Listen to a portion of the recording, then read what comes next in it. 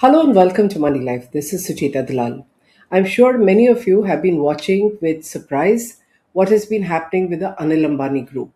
Part of one of the biggest industry houses, things have changed dramatically in the last few months. And they came to a head with the arrest of Amitabh Jhunjhunwala and Amit Bapna, two of Anil Ambani's closest aides. This, to my mind, is the sharpest escalation yet in the multi agency investigation, which is into an alleged 40,000 crore banking fraud and money laundering case.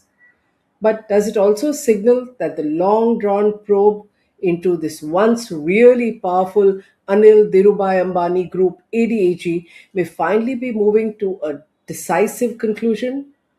Not quite sure. Let's analyze what's happening. Let's start with the sequence. On 17th March 2026, just about a month ago, Anil Ambani wrote a seven-page confidential letter to Finance Minister Nirmala Sitharaman. It was looking at a one time settlement of dues and a structured repayment schedule. Now, the defaults and dues are humongous, okay?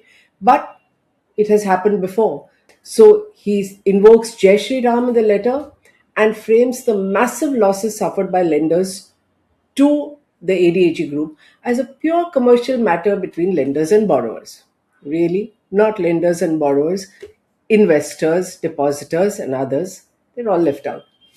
He invokes a Supreme Court approved ruling in case of Sandesra, Sterling Bartek, where the Supreme Court said that once the promoters had deposited 5,100 crore, all proceedings against them would be quashed, all assets attached would be released, lookout notices and red corner notices would be withdrawn on the entire family and associated companies.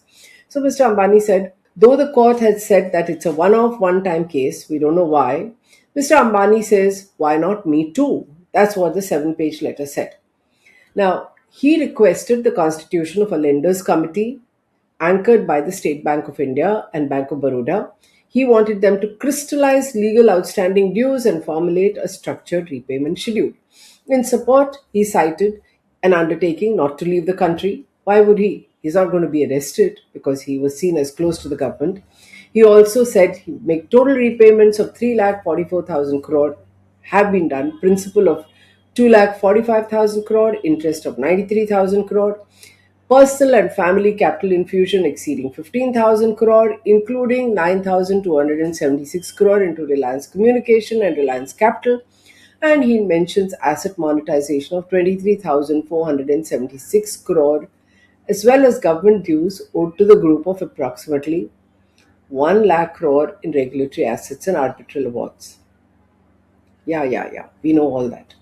But government, like me, wasn't convinced, as is evident from the action. So it's no secret in India that concerted multi-agency investigations only happen when they are directed by the central government right from the top. In this case, the ongoing investigation changed gears a month after this letter. It moved from summons and interrogation.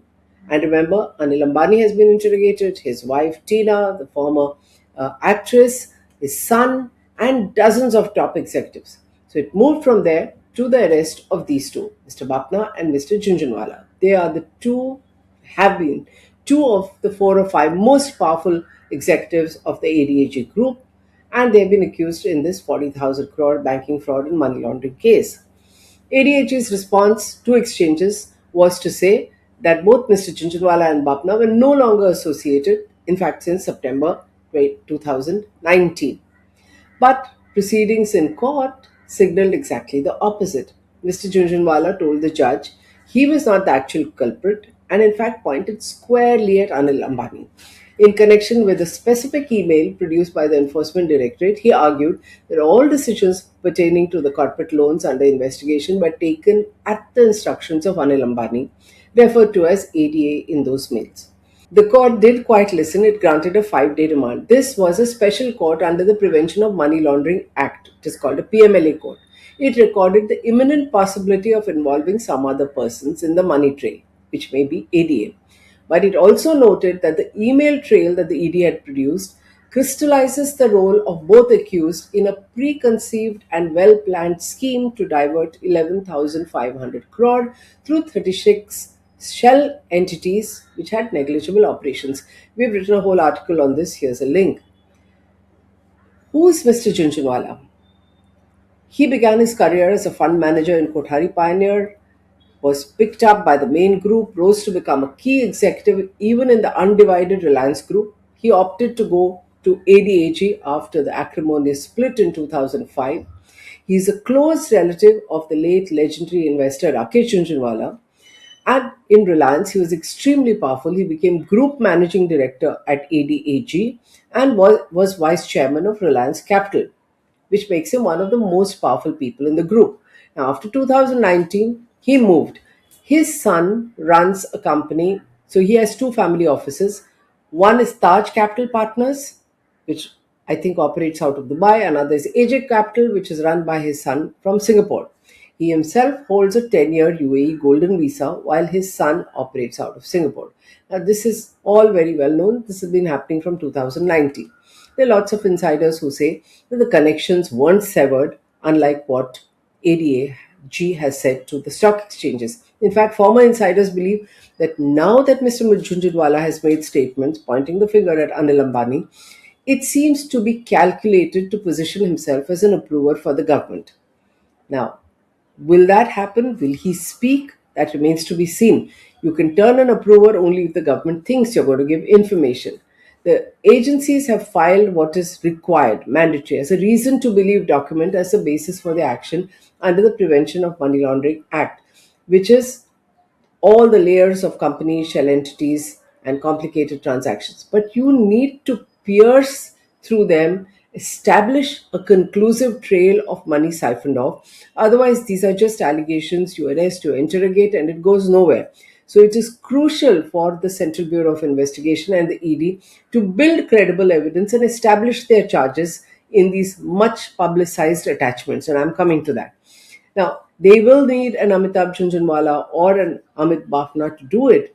And for that, as an approver, they may get some leniency. It's how cases around the world are brought to their conclusion. We need to see what happens over here. Because remember, the ED is constantly attaching assets.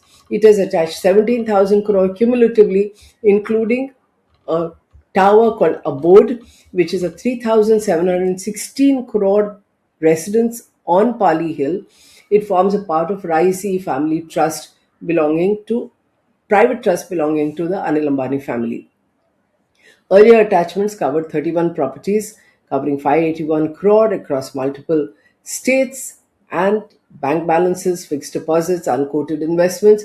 Then there was a series of attachments again, which is on 28th April, another 3,000 odd crore. The Central Bureau of Investigation separately has 7 cases involving 73,000 crore.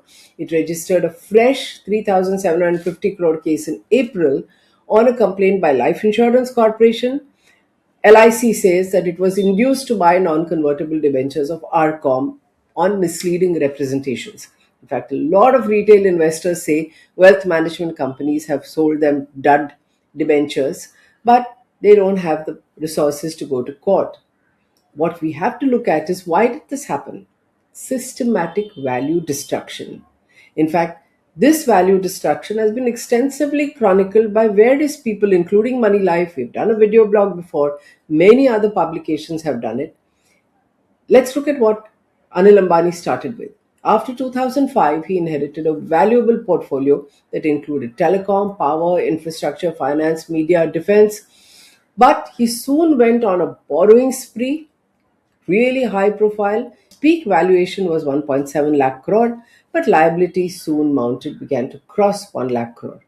One by one, the leading companies were sold at a fire sale price, often 40 to 60% below even conservative valuations.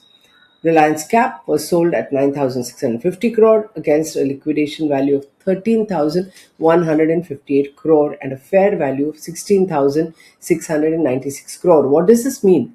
It means that people weren't willing to bid even when someone valued it and said the fair value was 16,696 crore. They didn't think it worth paying even 10,000 crore.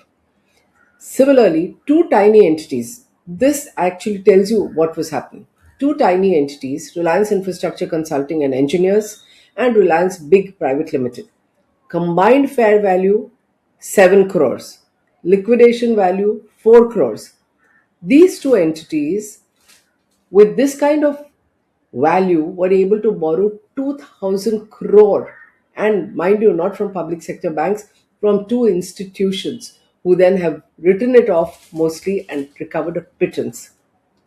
We have written a whole piece on this. Tax expert V. Ranganathan, writing for Moneylife, asked how could companies with wind turbines and land parcels worth peanuts borrow thousands of crores? You think private investors don't understand? This is the kind of thing that you need to pierce.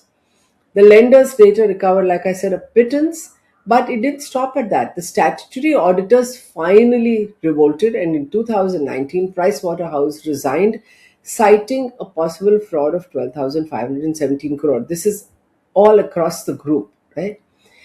This also was a long process, very acrimonious, has been reported in detail by the entire media.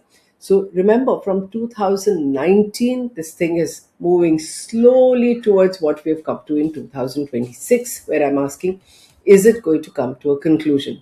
The Supreme Court has directed the ED to set up a dedicated special investigation team and has kept Mr. Ambani, who, remember, had publicly declared zero net worth in a UK court in 2020. He said sale of family jewelry and loans from his mother and son is what kept him okay. So the Supreme Court has kept him on a tight leash. But all this is meaningless unless somebody on the inside takes the ED and CBI through the process of unraveling these layers, tracing the funds through shell entities, international transactions, maybe in Singapore, Dubai, and beyond, and establish that the attached assets, including the Pali Hill residence and other properties, are actually the proceeds of siphoning fraud and crime. Otherwise, it all just fizzles out. Building a watertight case to show that funds from listed companies were diverted to create private assets requires precise corroboration that only an insider can provide. So, where are we? The empire is effectively gone. Arcom, Arcap, Reliance Home Finance, Reliance Power, Reliance Infrastructure, once leading glamorous companies, have been delisted, resolved under the bankruptcy law at a throwaway price, or reduced to litigation vehicles. What remains are a handful of arbitration awards, a diluted promoter stake in Reliance Infra, which has been acquired by Adani, and personal holdings that the ED is circling and attaching. So, the real test for India's enforcement machinery is the return of money, not actions, not attachments, not arrests. Recover the money. Over 5.5 million small shareholders have lost their wealth. Public sector banks, mutual funds, insurance companies, and pension funds are out of pocket, not to mention the other two which had led 2,000 crore, which are foreign entities. Employees and vendors have suffered.